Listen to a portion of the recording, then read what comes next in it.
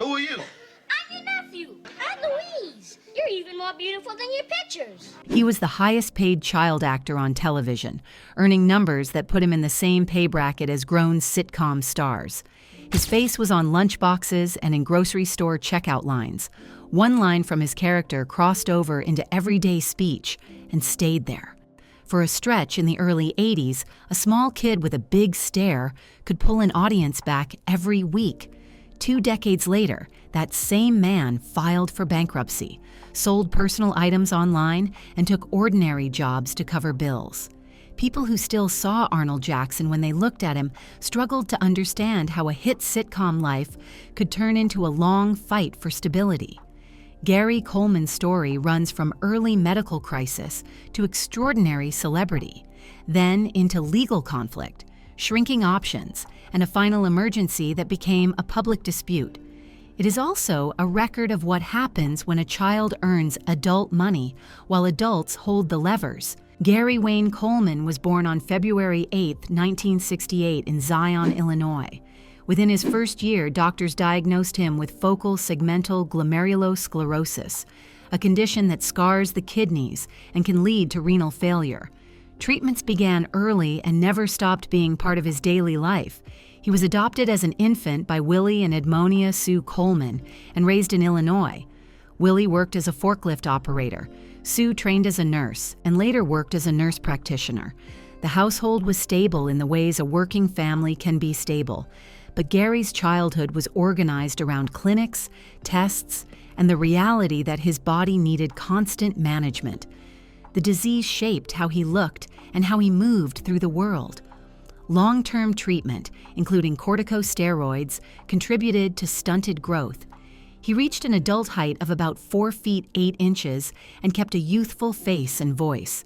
Those features made him instantly recognizable, and later they made adult casting unusually hard. While he was still in grade school, he received a kidney transplant at age 5. Years later, he received another transplant. Neither solved the problem for good. Across his life, he relied on dialysis and ongoing medical care to survive, with the fatigue that comes with it and the limits it imposes on work. Even inside that schedule, he had timing. He could read an adult's intention and answer with a line that landed. In 1974, he appeared in a Chicago television commercial for Harris Bank, delivering a short pitch for the bank's lion mascot. It was a brief moment, but it showed he could handle camera work without freezing. That same year, he landed a small role on the TV drama Medical Center. In 1977, he was cast in a pilot connected to a planned revival of The Little Rascals playing Stymie. The pilot did not become a series. The footage still circulated. When a new sitcom began searching for a child actor with natural comedy and a distinctive look, Gary's name was already in the conversation. Diff'rent Strokes premiered in 1978 on NBC. The setup was simple. A wealthy white businessman takes in 2 black brothers from Harlem after their mother dies. The show aimed for laughs, but also leaned into issue episodes that were common in that era. Its engine was the smallest person on screen. Coleman played Arnold Jackson with a kind of precision that did not feel coached. Arnold was suspicious without being cruel, smart without seeming smug, and funny without extra effort. The role gave him a rhythm, the pause, the head tilt, the look that said he knew what the adults were trying to hide. Then came the line. "What you talking about, Willis?" What you talking about, Willis? Landed as a punchline and became shorthand for disbelief across the country. It followed him for the rest of his life, even as he tried to do work that had nothing to do with that kid on NBC. The series took off and ultimately ran 8 seasons, ending in 1986. It aired on NBC through 1985, then moved to ABC for its final season. Coleman became the face people remembered. NBC promoted him heavily and used him across its programming. He won People's Choice Awards as Favorite Young TV Performer 4 consecutive years, from 1980 through 1983, and he received Young Artist Awards for his work on the series. Years later, VH1 ranked him first on its list of the 100 Greatest Kids Stars. During the height of his popularity, his health story was also packaged for the public. In 1982, a biography titled Gary Coleman, A Gift of Life, was published with the Coleman family listed among the credited contributors. The book leaned into the image of a brave, upbeat kid succeeding while living with kidney disease, the same image that networks and advertisers preferred. It also hinted at the pressure underneath, a child whose survival depended on a strict medical routine, while the entertainment world treated him like a permanent source of laughs. His pay rose with his value. At his peak, published figures put his salary at around $100,000 per episode. It made him the highest-paid child actor on television. The money came while he was still managing a chronic illness, and production had to account for the medical reality he carried with him. The audience saw the punchlines, not the exhaustion that could hit once the scene ended. The network expanded him beyond the main show. He reprised Arnold on the spin-off Hello, Larry. He appeared on The Facts of Life and Silver Spoons. He took guest roles on series including The Jeffersons, Good Times, Buck Rogers in the 25th Century, and Simon and Simon. These were not random bookings. They were strategy. Keep the most marketable child star visible, keep the audience connected, and turn a sitcom hit into a broader brand. He also starred in television movies built around his image, including The Kid from Left Field, Scout's Honor, The Kid with the Broken Halo, and The Kid with the 200 IQ. The titles leaned on one idea. The kid audiences trusted could carry a story. In 1982, the Saturday morning cartoon, The Gary Coleman Show, turned him into an animated character. He also headlined theatrical films, including On the Right Track in 1981 and Jimmy the Kid in 1982. It worked. His face appeared on merchandise and marketing. Adults talked about him like a sure thing. He was also a minor. He could not legally control the money he was generating, and he had no way to protect it without the adults around him doing the protecting. During the run of Diff'rent Strokes, Coleman's earnings flowed into accounts overseen by adults. That is how the system works for child performers. Parents and advisors handle the business. Agents and lawyers take commissions. Salaries and expenses grow alongside success. In a healthy situation, the child reaches adulthood with a protected base. In a badly managed situation, the money leaves while the child is still too young to challenge it. Coleman later described his childhood as work first and life second. He had a schedule that belonged to a production. When he was not on set, he was preparing for the next week's needs, traveling for promotion, or dealing with health demands that did not pause because he was famous. Once the show ended, he had to figure out who he was without a role that had defined him since he was 10. Diff'rent Strokes ended in 1986. Coleman was 18. He was legally an adult, but he still looked young to casting directors. Adult roles were harder because producers could not place him easily into romantic or grown storylines without the scene reading as a novelty. Child roles were no longer possible. At the same time, he began to examine his finances. What he saw disturbed him. He believed his trust and earnings had been mismanaged, and that money meant for his future had been used by others during the years he was working. In 1989, Coleman filed a lawsuit against his adoptive parents, Willie and Sue Coleman, and his former business advisor, Anita DeThomas. He was 21. The case accused them of mismanaging and diverting his assets during his child actor years. The fight turned private family conflict into public record. His parents denied wrongdoing. Coleman argued that the adults around him had paid themselves excessive fees and used his income as their own. While the lawsuit was ongoing, another legal move raised the stakes. In 1990, Sue Coleman petitioned the court to be named conservator of Gary's estate, arguing that he could not manage his affairs. Coleman opposed the effort, and the request was denied. The lawsuit exposed how many hands can sit between a performer and his own earnings. Advisors, managers, accountants, lawyers, and family members. Even when each part looks ordinary on paper, the end result can still hollow out what the performer keeps, especially when the performer is too young to question any of it. In 1993, a California judge ruled in Coleman's favor. The court found that funds had been improperly taken for the benefit of his parents and business advisor and ordered repayment of about $1.28 million. Coleman said the case had been a major burden and that he wanted to move on. The win did not restore the life he expected to have as an adult. Legal costs and taxes reduced what remained. More importantly, the lawsuit shattered his relationship with the people who raised him. He became estranged from them after the case began. They did not reconcile before he died. Once the most recognizable kid on television grew into a short adult who still looked young, the industry stopped knowing where to place him. Casting is a business built on shortcuts. Coleman's look made audiences think of Arnold, even when he was playing someone else. Producers often leaned into that rather than fighting it. He kept working, but the jobs shifted in type. He appeared in one-off television roles, including an episode of Amazing Stories, and later guest spots that treated him as a pop culture reference. Much of his later work became self-referential, cameos, talk show appearances, and performances where the audience expected the catchphrase. The work kept his name in circulation, but it also kept him tied to the same memory.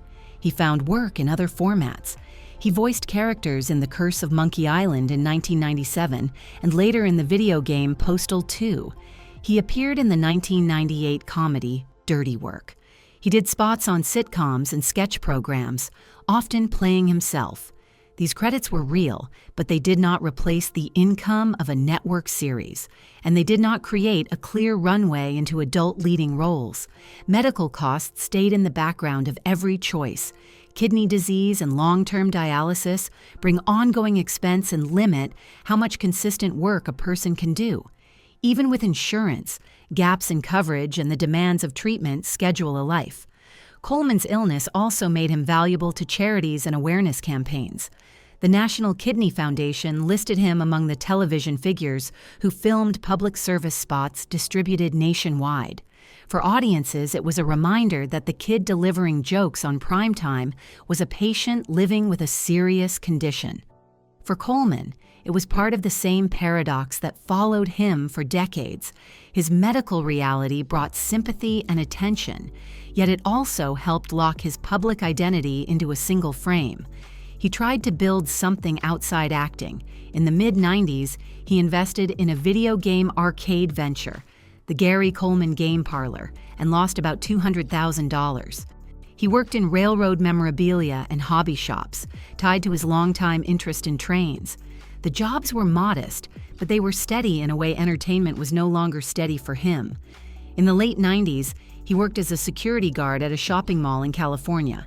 In 1998, he was arrested after an altercation with a woman who approached him for an autograph while he was on duty. He pleaded no contest to a misdemeanor assault charge and was ordered to pay costs and attend anger management. The incident became a headline because people still measured him against the boy they remembered. It also showed the pressure of being treated as public property even when you were trying to do a job in public. He was recognized everywhere, and recognition did not come with the money or protection people assume fame provides.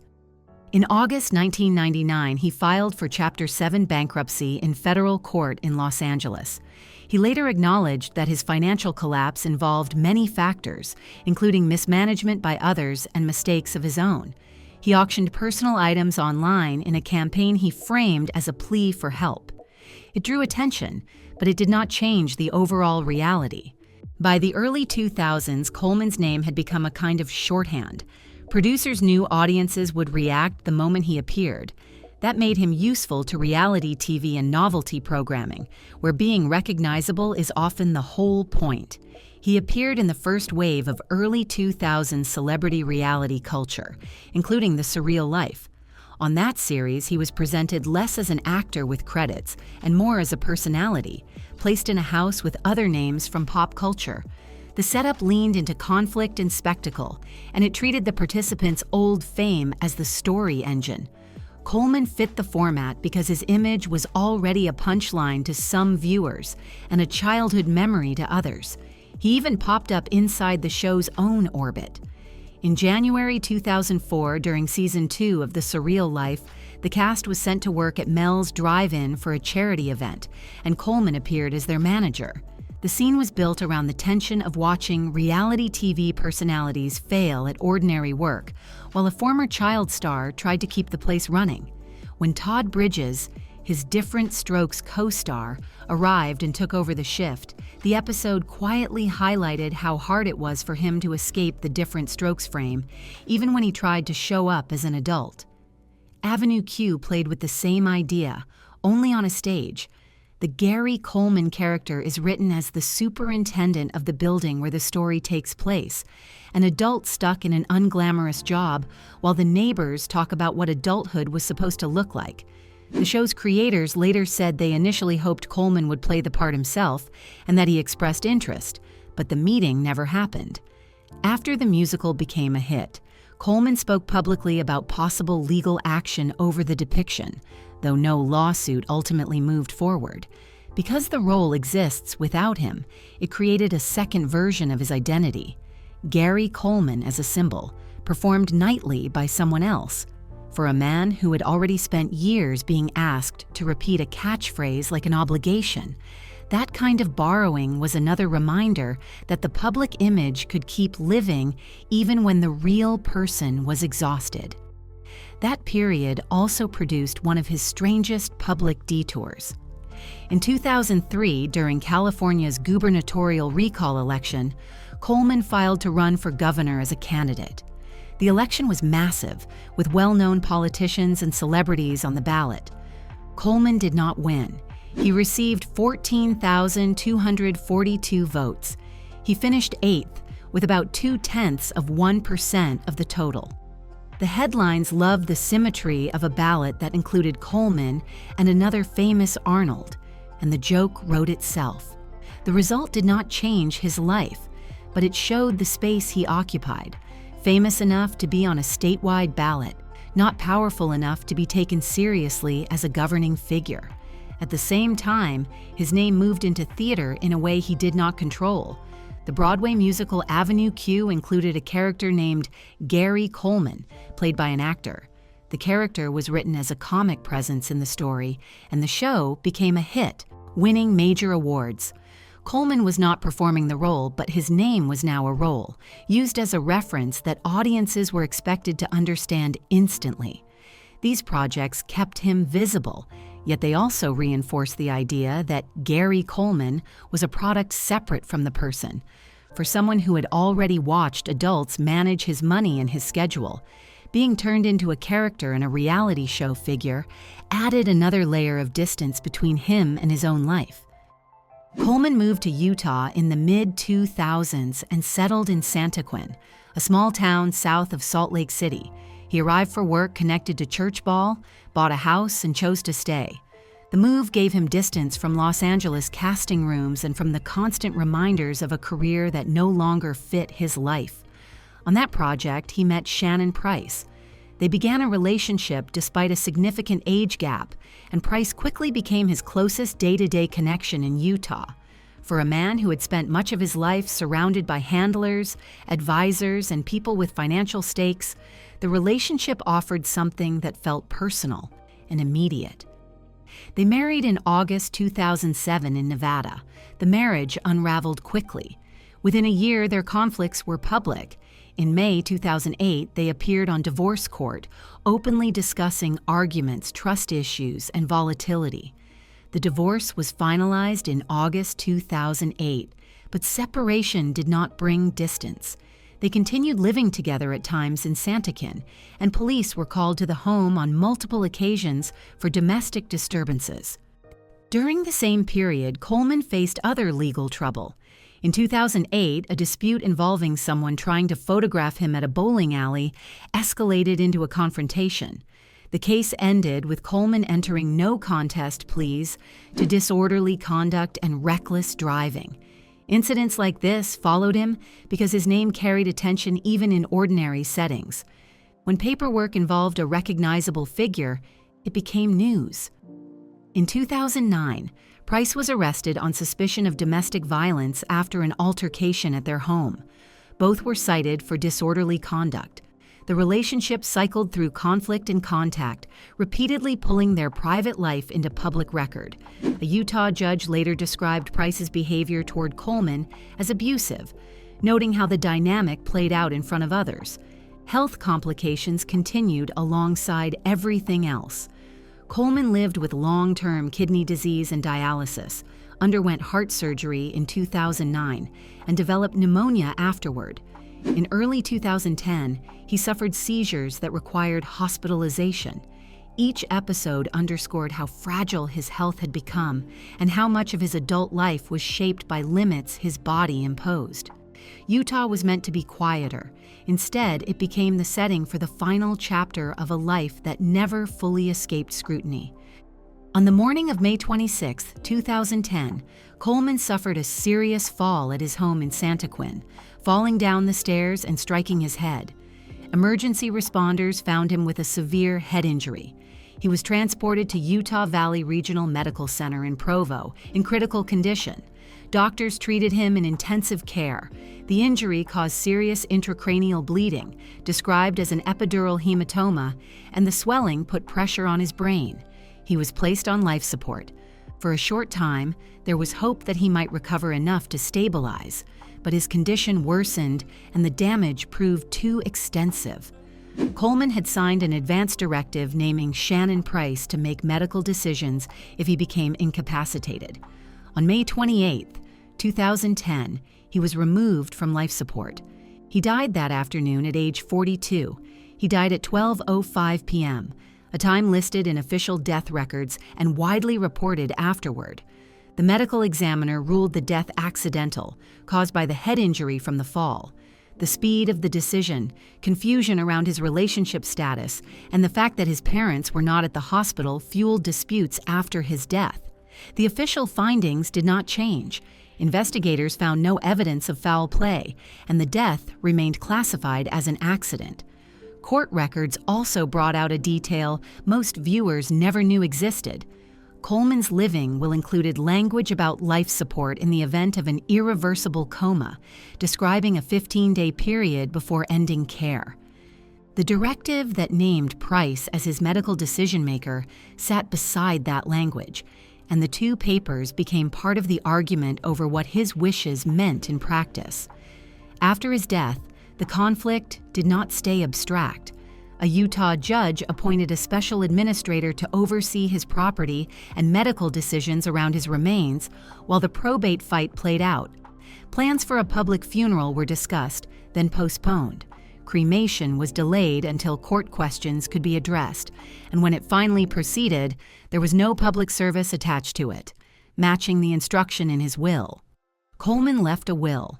In 2005, he signed a version that named Anna Gray, a friend who had been close to him, as executor and sole heir. The will included an instruction that no funeral service or public memorial be held. It was a final assertion of control by someone who had spent much of his life watched and managed. After his death, competing interests surfaced quickly. Price wanted to handle arrangements. His parents, estranged for decades, wanted involvement as well. Legal questions emerged about inheritance and authority. In 2012, a Utah court rejected Price's claim that she should be treated as his common-law wife for estate purposes. The ruling left the estate under the terms of the will. Coleman was cremated. The absence of a public service meant fans had no formal moment to grieve him, the way they had grieved other cultural figures from their childhood. The end was not a farewell tour. It was paperwork, court dates, and a life closing without ceremony. The probate dispute added one more twist. A former manager, Dion Mial, was initially involved in the post-death process, but his role changed when paperwork surfaced, showing that an earlier will had been replaced. The later will shifted executor duties to Anna Gray.